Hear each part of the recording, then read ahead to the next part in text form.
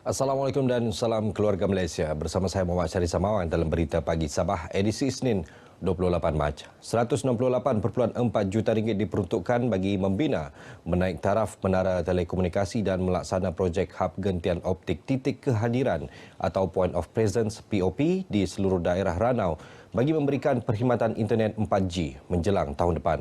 Peruntukan tersebut pastinya memberi kelegaan kepada penduduk Ranau yang mahukan perkhidmatan internet berkualiti. Sebenarnya sangat baik untuk daerah Ranau. Dan untuk pengetahuan semua, daerah Ranau dia banyak kampung-kampung yang belum ada capaian internet. Dan apa yang berlaku pada tahun lalu, di mana pelajar dia banyak PDPR kan. Itulah harapan kami sebagai penduduk masyarakat di kampung ini demi memberi harapan dan kebaikan bersama di kampung ini, khasnya di kampung ini dan seluruhnya di kawasan Kampung Pahok inilah. Bagi saya sangat bersyukur dan berterima kasih kepada Menteri yang telah meluluskan peruntukan itu khususnya untuk daerah Ranau supaya dapat memberikan kemudahan internet yang lebih baik khusus untuk masyarakat di Ranau. Saya rasa untuk kemudahan kepada rakyat, untuk mengembangkan lagi ekonomi, apa semua, pendidikan, dan sebagainya lah, supaya Ranau lebih maju dengan adanya jaringan internet yang lebih bagus, lebih lancar. Ketika mengumumkan peruntukan itu, Menteri Komunikasi dan Multimedia Tan Sri Anwar Musa berkata daripada jumlah itu 103.4 juta ringgit diperuntukkan untuk membina 35 menara telekomunikasi baharu dan menaik taraf 30 menara sedia ada. Projek dilaksana di bawah peruntukan keperluan struktur baharu Ranau. Peruntukan berkenaan juga akan digunakan untuk membina 5 lagi menara telekomunikasi menggunakan teknologi satelit di beberapa kawasan di Ranau yang terletak jauh di pedalaman.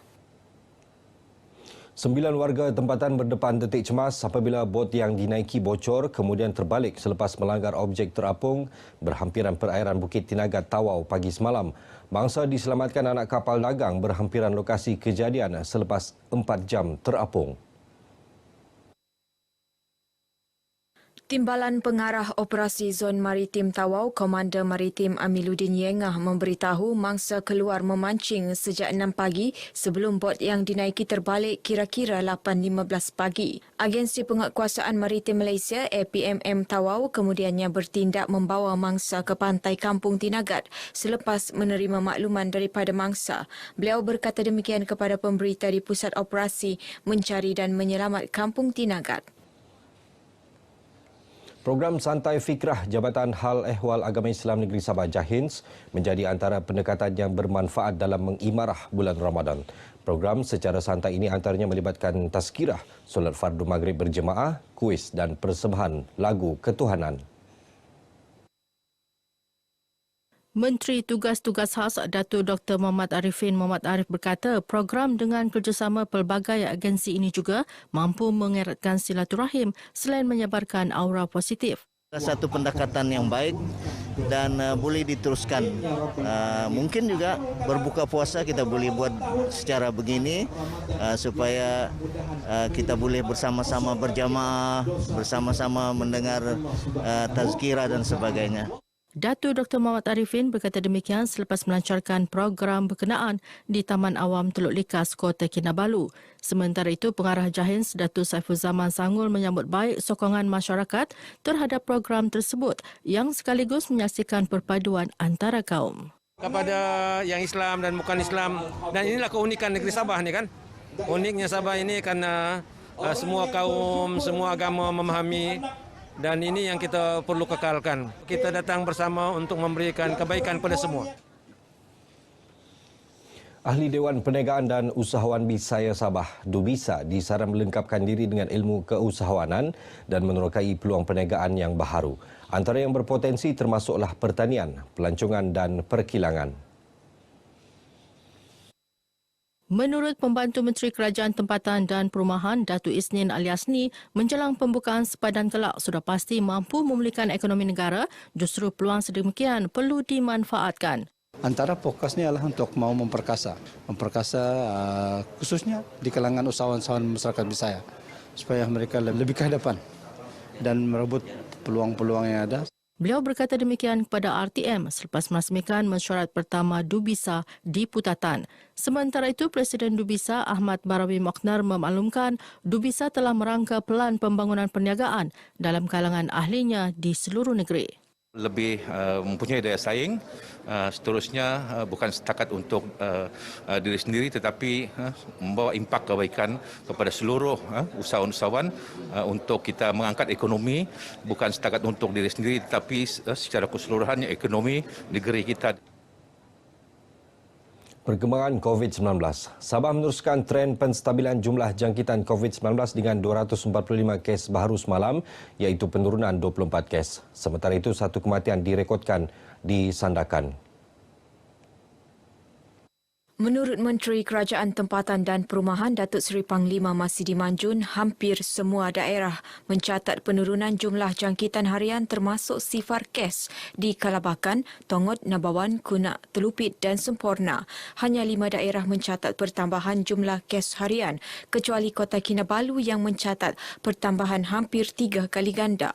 Sebanyak 15 daerah pula mencatat kes baharu 1 angka, 6 daerah dengan 2 angka manakala 6 lagi tidak mencatat sebarang kes jangkitan baharu dalam tempoh 24 jam. Bagaimanapun jangkitan secara sporadik kekal tinggi iaitu 59.59%. Dan sebelum ke berita seterusnya, kita ikuti statistik terkini kes baharu mengikut daerah dan kadar vaksinasi.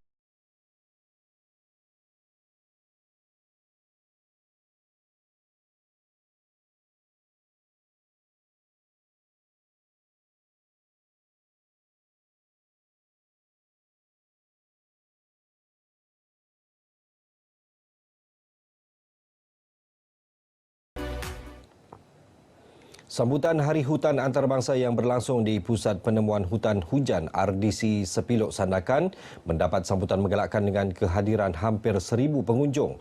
Program 2 hari ini mengetengahkan program pendidikan alam sekitar serta program penyelidikan baharu yang dijalankan Jabatan Perhutanan Sabah. Pelbagai aktiviti diadakan antaranya pameran penyelidikan perhutanan, kuis HOB, jelajah hutan, Planting and Birding for Kids, Jurnal Detektif Tumbuhan, I Am a Researcher serta Flying Squirrel Zipline. Menurut pengurus RDC Bernadette Dijaman, sambutan diadakan sebagai usaha memupuk kesedaran masyarakat mengenai kepentingan perhutanan, pemeliharaan dan pemuliharaannya untuk kesejahteraan dan kestabilan alam sekitar. Sambil para pengunjung melawat fasiliti yang kita ada, diharapkan para pengunjung dapat mendapat pengetahuan daripada panel-panel informasi yang kita ada, daripada aktiviti yang ada, untuk meningkatkan lagi kesedaran orang awam tentang kepentingan pemeliharaan alam sekitar. Pengunjung dan sepilok junior ranger yang ditemui RTM turut menyambut baik program berkenaan. Aktivitinya memang menarik, memang sangat menarik. Kalau untuk anak-anak, dia boleh meningkatkan dorong punya minda lah untuk lebih mengenali hutan, lebih menyayangi hutan dan boleh mendapat banyak pengetahuan yang di sinilah. Saya join dari jam 4. Sekarang saya sudah berumur 14 tahun. Banyak saya pelajari dari situ, macam nama-nama burung, jenis-jenis burung apa yang terdapat di sini, nama-nama tumbuhan. Banyaklah yang dapat belajar. Ada birding, cara dorang awet katak begitu, sama hewan-hewan lain. Sama ngam lah belajar pasal hewan-hewan di sini kan. Dah lama lagi saya masuk Form 6, terus belajar pasal isi-isi hewan begitu. Terutama sekali katak. Lepas itu yang paling banyak lah saya belajar sini pasal rama-rama dengan burung. Hari Hutan Antarabangsa diraihkan pada 21 Mac setiap tahun dengan tema tahun ini Forest and Sustainable Production and Consumption. Penganjuran kursus pengadil bola sepak kebangsaan kelas 3 Persatuan Bola Sepak Malaysia FAM menjadi platform melahirkan lebih ramai pengadil muda berkualiti dan bertaraf antarabangsa. Usaha Jawatankuasa Pengadil Persatuan Bola Sepak Daerah Tawau ini berjaya menarik minat 43 peserta. Pembantu Menteri Kewangan Datuk Nizam Abu Bakar Titingan berkata selain peserta lelaki, penglibatan peserta wanita juga menggalakkan golongan berkenaan menjadikan tugas pengadil bola sepak sebagai salah satu kerjaya. Kebanyakan mereka ni adalah mereka yang masih berumur muda, yang boleh kita katakan masih generasi muda lah. Jadi ini menunjukkan bahawa hala tuju kita dalam melahirkan mereka-mereka yang berpotensi jadi pengadil itu sudah ada nampak jalannya. Beliau berkata demikian kepada pemberita selepas merasmikan kursus berkenaan di Kolej Vokasional Tawau. Penganjuran kursus turut mendapat kerjasama Jabatan Pengadil FAM, Jabatan Kuasa Pembangunan Pengadil Bola Sepak Safa dan Persatuan Bola Sepak Daerah Tawau. Saya ikut kursus ni disebabkan saya ingin menjadi seperti idola saya, iaitu bapa saya. Bapa saya juga merupakan referee di Tawau, jadi saya ingin ikut jejak langkahnya. First of all, join program ni sebab minat lah kan. First minat memang sama bola ni, and then mau tambah pengetahuan lebih lah. Jadi kita boleh tahu je kan masa kita di Padang kita harus buat apa kan. Kejohanan bola sepak 9 sebelah Piala Armada Bersatu bahagian Papar berupaya menjadi platform menggilap bakat pemain muda untuk diketengahkan di peringkat negeri dan kebangsaan. Menurut pengurusi kejohanan yang juga Ketua Armada Bersatu bahagian Papar, Azrul Ibrahim, kejohanan 3 hari ini mendapat sambutan menggalakkan. Sebanyak 29 pasukan telah mengambil bahagian daripada Don Kawang, Don Patih Madis dan Lulim Bahau. Alhamdulillah segalanya berjalan dengan lancar. Saya mengucapkan ucapan ribuan terima kasih kepada semua pasukan, pemain dan pengurus yang menunjukkan semangat kesukanan yang tinggi. Juara disandang pasukan Smith FC manakala Johan bagi kumpulan A dimenangi pasukan Smith FC dan Johan kumpulan B Roma FC. Penyampaian hadiah disempurnakan Pengerusi Setia Kawan Sabah Dato' Armizan Muhammad Ali. Dalam perkembangan lain, Dato' Armizan mengingatkan masyarakat agar terus mematuhi SOP walaupun negara dalam fasa peralihan ke endemik 1 April ini.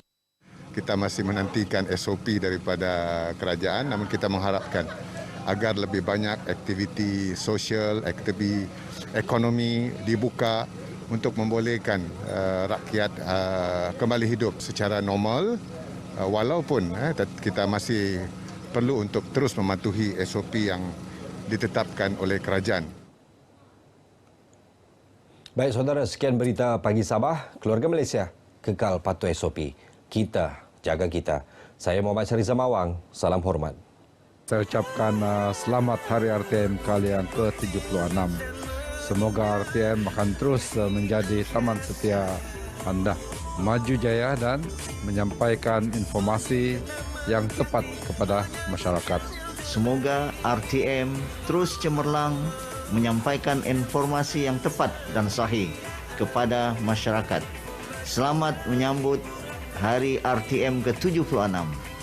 Teman setia anda.